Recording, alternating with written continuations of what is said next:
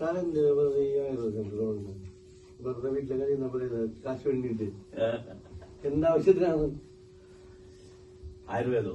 എന്ത് കാര്യത്തിനും സാറി ആയുർവേദിയാണ്. സാറി പോലീസിൽ ഇത്രയും വലിയ ഹൈ പൊസിഷൻ എന്നിട്ട് വെറുതെ ഒരു ആവശ്യമില്ലാതെ ആയുർവേദം ചെയ്യാൻ മെനക്കെട്ട് രാവിലോട്ട് വൈകുന്നേരം വൈകുന്നേരം പിന്നെ നടക്കുന്നതിനാണ്. എന്താ അതിന്റെ ഒരു റീസൺ? ഞാൻ എത്ര ആലോചിച്ചിട്ട് എനിക്ക് മനസ്സിലാവണം സാർ എന്തിനാ ഇത്ര വലിയ കഷ്ടപ്പെട്ടത്. അറ്റ്ലീസ്റ്റ് നമ്മുടെ ഡൽഹിയിലുള്ള നമ്മുടെ ചുറ്റുവട്ടത്തുള്ളവർക്ക് കേരളത്തിലെ ആയുർവേദം കൊടുക്കാൻ പറ്റുന്നില്ല. വലിയ കാര്യമല്ലേ? ആണ്. അതുകൊണ്ട് വേറെ എന്തോരം ആൾക്കാരുണ്ട് ആയുർവേദിയാണ്. സാറിന്റെ അതിനുള്ള ഈ പറഞ്ഞ കമ്മിറ്റ്മെന്റ് എന്താണ് സാർ? എന്തുകൊണ്ട് why your initiated? Why what reason made you to decide to do something in Ayurveda? Real reason എന്ന് പറ. What is your experience? ആയുർവേദം എത്ര വാല്യുബിൾ ആണെന്ന് ഹൗ യു അണ്ടർസ്റ്റുഡ്? ആയുർവേദം ഞാൻ വിചാരിക്കുന്നത് ഒരിക്കലും ഒരു രോഗിക്കല്ല ആയുർവേദം. നല്ല ഒരു മനുഷ്യനായിട്ട് ജീവിക്കാൻ വേണ്ടി ആയുർവേദം നല്ലതാണ്. നല്ല ആരോഗ്യമുള്ള സമയത്ത് ആയുർവേദത്തിനെ കുറിച്ച് ഓർക്കുകയും ആയുർവേദം എന്താണെന്ന് മനസ്സിലാക്കുകയും, ആയുർവേദം എന്ന് പറഞ്ഞാൽ എന്തുവാ? നമ്മുടെ അടുത്ത് കാണുന്ന പ്ലാവും മാവും പച്ചക്കറികളും ഇലകളും ഒക്കെ അതിനെല്ലാം സൂക്ഷിച്ചു വെക്കുക. അതിൽ നിന്നൊക്കെ നമുക്ക് ദൈവം തന്നേക്കുന്ന ഓരോന്നിനും ഗുണമുണ്ട്. അത് കണ്ടുപിടിക്കുക. അത് കണ്ടുപിടിക്കാനൊന്നും എല്ലാം എഴുതി വെച്ചിട്ടുണ്ട്. അത് മനസ്സിലാക്കി ഒരു മാവിലെ എടുത്ത് പല്ല് തേച്ചാൽ അതിന്റെ ഗുണം എന്തോ? മാവിലെ ഉപ്പും ഇവിടെ ചേർത്തിട്ട് പല്ല് തേച്ചാൽ പിന്നെ അതിനൊക്കെ വലിയൊരു പേസ്റ്റ് ഉണ്ടോ ലോകത്തിൽ? ഇല്ല. അപ്പൊ നമ്മുടെ ചുറ്റുമുള്ള ഈ വിഭവങ്ങളെ ഒക്കെ വെച്ചിട്ട് നമ്മള് ഓരോ നല്ല കാര്യങ്ങൾ ചെയ്യുക. ഇപ്പൊ ഒരു ചെടി ഞാൻ ഈ വീടിന്റെ ഇതിന്റെ മുന്നേ വെച്ചേക്കുന്നു. ഏതെങ്കിലും ഒരു പടത്തിന് അതിനെ റീപ്ലേസ് ചെയ്യാൻ പറ്റുമോ? പറ്റത്തില്ല. അപ്പൊ ദൈവം തന്ന ഇത്രയും അനേകായിരം സാധനങ്ങൾ ഉള്ളപ്പം അതിൽ നിന്നുള്ള അതിന്റെ ഒരു ദൈവം തന്നേക്കുന്നതിന്റെ 1000-ൽ 1 ഭാഗം നമ്മൾ യൂസ് ചെയ്താലും നമ്മൾ നന്നായിട്ട് ജീവിക്കാൻ നമുക്ക് അല്ലേ? അതെല്ലാം കളഞ്ഞേച്ച് നമ്മള് മറ്റുള്ളവര് പൈസ ഉണ്ടാക്കാൻ വേണ്ടി ഉണ്ടാക്കിയേക്കുന്ന ഓരോരോ സാധനങ്ങള് നമ്മൾ സേവിക്കുകയും അതിൽ നിന്ന് പ്രശ്നം ഉണ്ടായതിനു ശേഷം അവരുണ്ടാക്കിയേക്കുന്ന ഏറ്റവും വലിയ മെഷീനിൽ കൂടെ നമ്മളെ ടെസ്റ്റ് ചെയ്ത് മൈക്രോസ്കോപ്പിൽ കൂടെ നമ്മുടെ ഇതുണ്ടെന്ന് പറഞ്ഞിട്ട് പിന്നെ ജർമ്മനിയിലും അവിടെ ഇവിടെ ഇരിക്കുന്ന വലിയ മരുന്ന് കൊണ്ടുവന്ന് കുത്തിക്കിട്ടുകയല്ലേ നമ്മൾ ചെയ്യുന്നത്. ഇതൊന്നും വേണം, നന്നായിട്ട് നടക്കുക. അപ്പൊ ഇതാരാ സാറിന് ആദ്യം പറഞ്ഞു തന്നെ?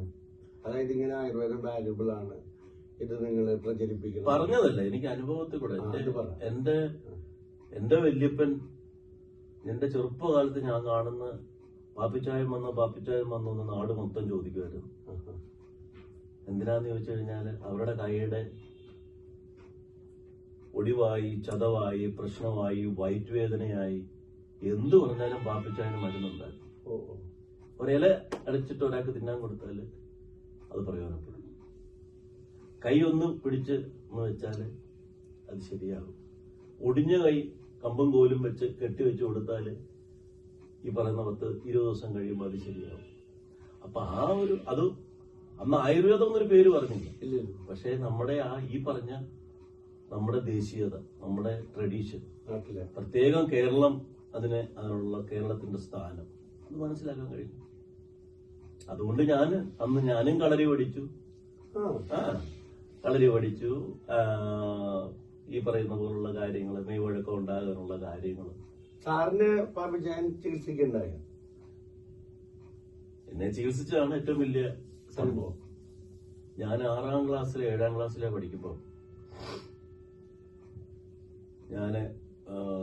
ഞങ്ങളുടെ വേറൊരു സ്കൂളിലേക്ക്, ആമ്പിള്ളാർക്ക് ഈ മടത്തിൽ നിന്ന് വേറെ സ്കൂളിൽ പോകാം. അവിടെ പോയതിനു ശേഷം തിരിച്ച് ഞാൻ അവിടെ വന്ന് സേവനവാരത്തിന് ഒരു നെല്ലിയെ കയറി നെല്ലിക്ക പറിച്ചു കൂടെയുള്ള പിള്ളേർക്കും പഴയ സുഹൃത്തുക്കൾക്കും എല്ലാം ഇട്ട് കൊടുത്തു. വലിയ നെല്ലിക്ക നോക്കി മണ്ടയ്ക്ക് എന്ന് എന്റെ കൈ പിടിവിട്ടുപോയി. ഞാൻ ഈ നെല്ലിയുടെ താഴെ വീണ് എങ്ങനെയോ ചില്ലകളിൽ തട്ടി വന്ന് ഒറ്റയടിക്ക് വന്ന് വീണില്ല. അതുകൊണ്ട് ജീവൻ രക്ഷപ്പെട്ടു. എങ്കിലും എന്റെ ഒരു കാല് ഡിസ്ലോക്കേറ്റില്ല, ഡിസ്ലോക്കേറ്റ് എന്ന് പറഞ്ഞാൽ നമ്മുടെ ഏണൊന്ന് തിരിഞ്ഞു പോയിട്ട് ഞാനൊരു കാലൊരു 4 ഇഞ്ച് നീളം കുറഞ്ഞു. അപ്പൊ ഞാൻ നടക്കുമ്പോൾ ചട്ടായിട്ടാണ് പിന്നെ അച്ചായി ഇതുപോലെ തിരിച്ച് അച്ചായിയുടെ ജോലി സ്ഥലത്ത് അച്ചായി പോകുന്ന സ്ഥലത്തു നിന്നൊക്കെ കറങ്ങി അടിച്ച് വന്ന സമയത്ത് 10-20 ദിവസം കഴിഞ്ഞാ വന്നു. അപ്പൊ ഞാനിങ്ങനെ ഒരു ചട്ടനായിട്ട് അങ്ങ് മാറി. പക്ഷെ അച്ചായി വന്ന് കാര്യങ്ങൾ ചോദിച്ചു. എന്റെ അച്ഛന് ഇങ്ങനെ പറഞ്ഞു കഴിഞ്ഞപ്പോഴത്തേക്ക് അച്ചായി സാർ ഒത്തിരി ദിവസം ഒന്നും നാട്ടിൽ നിൽക്കാറില്ല. അപ്പൊ എനിക്ക് വേണ്ടി അവിടെ നിന്നു 7 ദിവസം, 7ആണോ 14ആണോ, എന്നെ 7 ദിവസത്തോളം ഇങ്ങനെ 7-8 ദിവസങ്ങളെ തിരുമ്മിയിട്ട് അവസാനം എന്നോട് പറഞ്ഞൊരു വലിയ വാഴയില വെട്ടിയിട്ട് വരണമെന്ന് പറഞ്ഞു. ഒരു വലിയ വാഴയിലയൊക്കെ ആയിട്ട് ഞാൻ ഒരാൾക്ക് കിടക്കാനുള്ള വാഴയില വെട്ടിക്കൊണ്ട് വന്നു. അതേ കിടത്തി ചികിത്സിച്ച് വീടിന്റെ കോണില് ഒരു കയറൊക്കെ കെട്ടിയിട്ട് അന്ന് കാലുകൊണ്ടാ ചെയ്തിരുന്നു. അന്ന് കാല് മാത്രമേ ഉപയോഗിച്ചിട്ടുള്ളൂ. അതിപ്പോഴും ഞാൻ ഓർക്കുന്നു. ചവിട്ടി കളരിമർമ്മ ചവിട്ടി തിരുമ്മലില് കാലിങ്ങനെ വെച്ചിട്ട് തിരുമ്മി. അപ്പൊ ഇങ്ങനെ ഒരു കയറ്റം പോലെ നമ്മുടെ ഈ കാലിന്റെ ഇവിടം വരും. അതങ്ങനെ കയറിപ്പോയി. അങ്ങനെ തിരുമ്മി. പിന്നെ 2 കൈ കൊണ്ടും അച്ചായെന്ന് പറഞ്ഞാല് കണ്ടു കഴിഞ്ഞാൽ നടപ്പോഴൊക്കെ ഏറ്റവും പതുക്കെ നടക്കത്തുള്ളൂ. പക്ഷെ ഇതൊക്കെ ചെയ്യുന്ന അവസരത്തിൽ അച്ചായ്ക്ക് പ്രത്യേക ഒരു ഇത് വരുന്നതാണ്. പിന്നെ എനിക്ക് മനസ്സിലാവുന്നുണ്ട് 2 കൈ ഇങ്ങനെ പിടിച്ചിട്ട് ഞാൻ 2 കാല് കൊണ്ട് ഇങ്ങനെ തളവാൻ തുടങ്ങി. നല്ലതായിട്ട് കിടന്നോണം എന്ന് പറഞ്ഞിട്ട് എന്റെ കണ്ണിൽ കൂടെ ഒരു ഭയങ്കര തീ, ഒരു ഇടി വെട്ടുന്ന ഒരു സൗണ്ട്, ഒരു തീ ഇങ്ങനെ പോയി. ഷോക്ക്. ശരീരം മൊത്തം അങ്ങ് വിറച്ച് അങ്ങ് മൊത്തം കിടന്നുപോയി. അപ്പൊ അങ്ങനെ കഴിഞ്ഞ് പിന്നെയും നോർമലായിട്ട് തന്നെ തിരുമുന്നു. എന്നോട് പറഞ്ഞു ഇനി എണ്ണീച്ചോളാൻ പറഞ്ഞു. എണീച്ചിട്ട് ഞാൻ നിക്കറൊക്കെ ഇട്ട് അതൊക്കെ ഒന്ന് റെഡിയായിട്ട് ഞാനിങ്ങനെ ചട്ടാനായിട്ട് പോകുമ്പോ എനിക്ക് ചട്ടില്ല. ഓടിക്കോളാന്ന് പറഞ്ഞു. അങ്ങനെ ഒരു ഓട്ടം ഓടിയത് ഞാനിപ്പോ ഓർക്കുന്നു. എന്റെ കാലിന് ഒരു പ്രശ്നമില്ല. ആ ഒരു ഓട്ടമാണ് കൊല്ലങ്ങൾ കഴിഞ്ഞ് 30-35 കൊല്ലം കഴിഞ്ഞ്. പക്ഷെ ഞാൻ ജോലി കിട്ടിയപ്പോഴും ഞാൻ എല്ലാ പ്രാവശ്യവും ആയുർവേദ ചികിത്സയ്ക്ക് എന്ന് പറഞ്ഞ് എന്റെ മനസ്സിൽ ഇങ്ങനെ കിടക്കുകയും ഞാൻ ആയുർവേദം ചികിത്സയ്ക്ക് ഉപരി ആയുർവേദം എന്താണെന്ന് കാണാൻ ശ്രമിച്ചു. നാട്ടിലെ വലിയ ആയുർവേദ സെന്ററുകളിലൊക്കെ ഞാൻ പോയി ചികിത്സയ്ക്കായിട്ട് 14 ദിവസത്തെ വെൽനസ് ട്രീറ്റ്മെന്റ്. അപ്പൊ അവരുടെ രീതി എങ്ങനെയാണ്, ഓരോരുത്തരും എന്തൊക്കെയാണ് വ്യത്യാസം, എല്ലാം സിമിലർ ആണെങ്കിലും അത് പ്രസന്റ് ചെയ്യുന്ന വ്യത്യാസമുണ്ട്. അപ്പൊ ഓരോരുത്തരും അതിനെ നന്നായിട്ട് പ്രസന്റ് ചെയ്യുന്ന കണ്ടപ്പോൾ എന്തുകൊണ്ട് ഈ ഡൽഹിയിലുള്ള ജനതയ്ക്കൂടെ അതൊക്കെ ഒന്ന് കൊടുത്താൽ കൂടാന്ന് ആദ്യം മനസ്സിൽ വന്നു. എങ്ങനെയാണ് ഇപ്പൊ ആയുർവേദം ഡൽഹി തുടങ്ങിയത്. കേരള ആയുർവേദ ലൈഫ് എന്ന് പറഞ്ഞിട്ട് കേരള ആയുർവേദ കളയാന് മനസ്സിന് ആഗ്രഹമില്ല. കേരളത്തിന്റെ ആയുർവേദം ആയിരിക്കണം. അപ്പൊ അത് പേര് കിട്ടാനൊക്കെ ഒത്തിരി ബുദ്ധിമുട്ടൊക്കെ ഉണ്ട്. എങ്കിലും ഒരു കേരള ആയുർവേദം മറ്റൊരു പേര് കൊണ്ടുവരികയും അത് ബ്രാൻഡ് നെയിം ആക്കി എനിക്ക് എന്റെ പേരോടൊപ്പം ചേർന്നല്ല ഞാൻ ആഗ്രഹിക്കുന്നത്. കേരള ആയുർവേദം അതിലുള്ള ആ ഒരു ജീവൻ, അതാണ് നമ്മുടെ ആഗ്രഹം.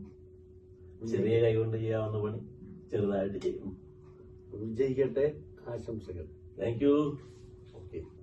അതിനുവേണ്ടി ഇപ്പൊ ഡോക്ടർ സാർ ഇപ്പൊ കൂടെ വന്നിരിക്കുന്നില്ലേ, ആ ഒരു വലിയ സഹായമാണ്. അപ്പൊ ഞാൻ എവിടൊക്കെ എന്റെ വഴി അടയുന്നു, ദൈവം അവിടൊക്കെ ഒരു വഴി, ഒരു താക്കോലുമായിട്ട് ഒരാളെ വിടാറുണ്ട്. ഇപ്പൊ ഞാൻ ഇതിനോടൊക്കെ ഞാൻ ഇപ്പൊ ചെയ്തു നിൽക്കുന്ന സ്ഥലത്ത് എത്തുന്നില്ല, മുമ്പോട്ട് പോകാൻ സാധിക്കുന്നുണ്ട്. പൈസ എന്നുള്ളതല്ല മെയിൻ ഉപരി. ഞാൻ എന്റെ മനസ്സിലൊരു ചിന്തകളുണ്ട്. അപ്പൊ അതിലേക്ക് കയറാനായിട്ട് സാധിക്കുന്നില്ല, വഴിക്കൊരു തടസ്സം എന്ന് പറഞ്ഞപ്പോൾ ഡോക്ടർ അറിയാമല്ലോ, ഒരു അത്ഭുതം പോലെ അവിടെ നിന്ന് ഇവിടുന്ന് ആൾക്കാരെല്ലാം കൂടി ഡോക്ടറെ എന്നെ എത്തിച്ചു. ഇനി നമുക്ക് യാത്ര ചെയ്യാം. യാത്ര ആരംഭിക്കാം. Yes, okay.